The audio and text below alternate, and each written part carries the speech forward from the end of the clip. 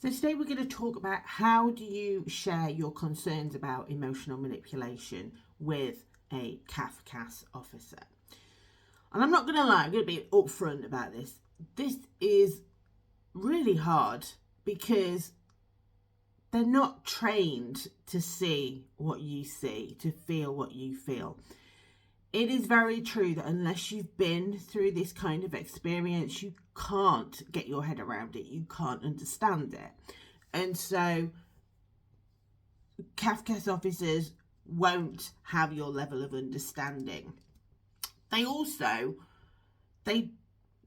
They're looking for clear incidences. This incident happened, that incident happened. And whilst you might have some of those things, what you cannot, or what you will struggle to get across, is not just what they're saying, but it's how they're saying it. And that comes from you living with that person or knowing that person for a long time and understanding the intonation of their language when they say certain words, what they really mean.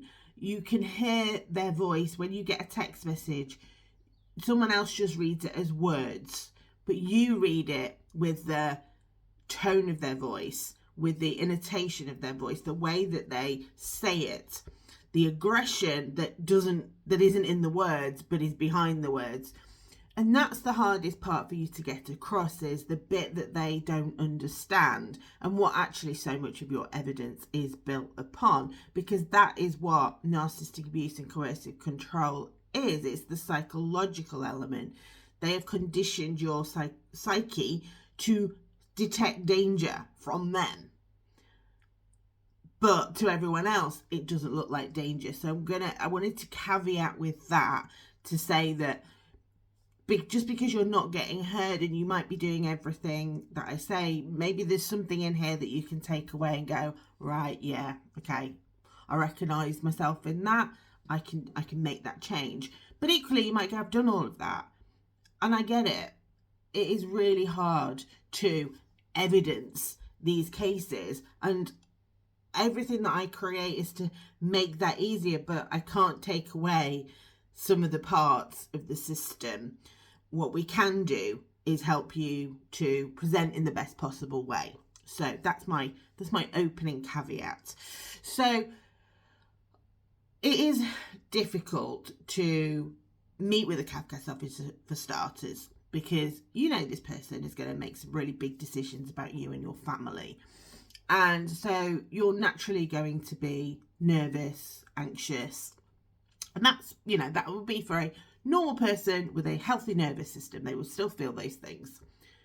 Throw in the fact that you've got complex PTSD, you're still having to deal with your ex on a daily basis, and maybe that morning before you're seeing the Cafcass officer, they've sent you a list of demands, or they've sent you a threat, and you are triggered by that. Your nervous system is dysregulated, and so it adds an extra layer of tension to meeting with Cafcass. So the first thing that we're going to look at here is just check your language. And I don't mean swearing, although do check that as well. Not that you can't swear, but you don't want to be using a swear word every other word. And if that is the way that you speak naturally, just try and keep a lid on it. Just because people have preconceived ideas about someone that F's and Jeff's every word. They use it as almost punctuation.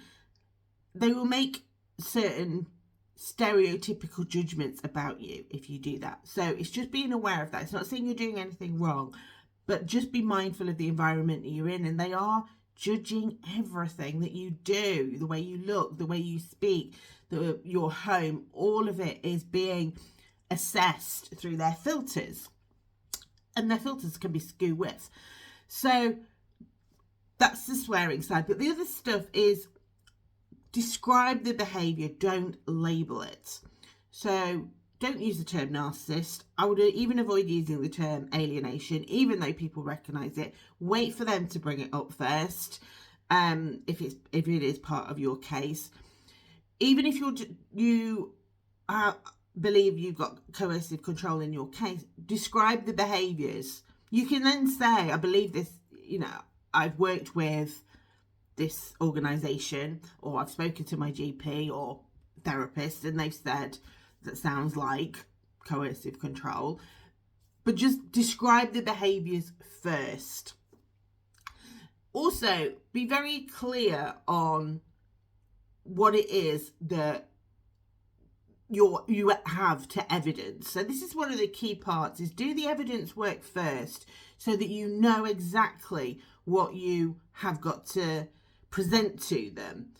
And it might be that you have a spreadsheet with all your evidence on. And you don't need to give that to them, but you can have it there with you, just so that you can refer to particular incidents, because depending on who goes first, you might be responding to what your ex has already said, or you might be the one that's leading that conversation. So again, these are all things for you to bear in mind. But essentially what you want to be looking at is describing the behaviour and then describing the impact on the child. If you've got words that the child has used, great, quote them. But that is, describe the behaviour and link it to the impact on the child, starting with the newest stuff first and then move backwards. They will let you know when they're, okay, I think I've got a good idea of that. So with regards to specifically emotional manipulation, it is really difficult to present, because again, it's not so much what they say, it's how they say it. And what you're seeing, I was talking to a client yesterday, and what social workers and safeguarding officers and Cafcass are trained to do is to look for the most reasonable explanation for a behaviour first, not the worst explanation for it, but the most reasonable. And if they go through all the reasonable explanations and then they're left with, oh right, okay, so it doesn't fit any of those things, it must be this other thing. So and some of the things that your ex has done might on the surface be explained in other ways. It's about showing that pattern, that build up over time of, this is how the child used to be, this is how they used to be, how they are now, and this isn't about their changes in their age. This isn't normal child development changes. This is there's something else going on. And that's the hardest part, is being mindful of what could be described as being normal child development, normal child behaviour that's reactive to a separation or a divorce or a conflict, and what's something else. And that's the bit that you need to show. You need to almost run it through yourself, this checklist of, well, what else could it be? And then kind of say, and it isn't this because, and it isn't that because, and it isn't this because. And that then it leaves them with, well, what else can it be? So again, use their words as much as possible.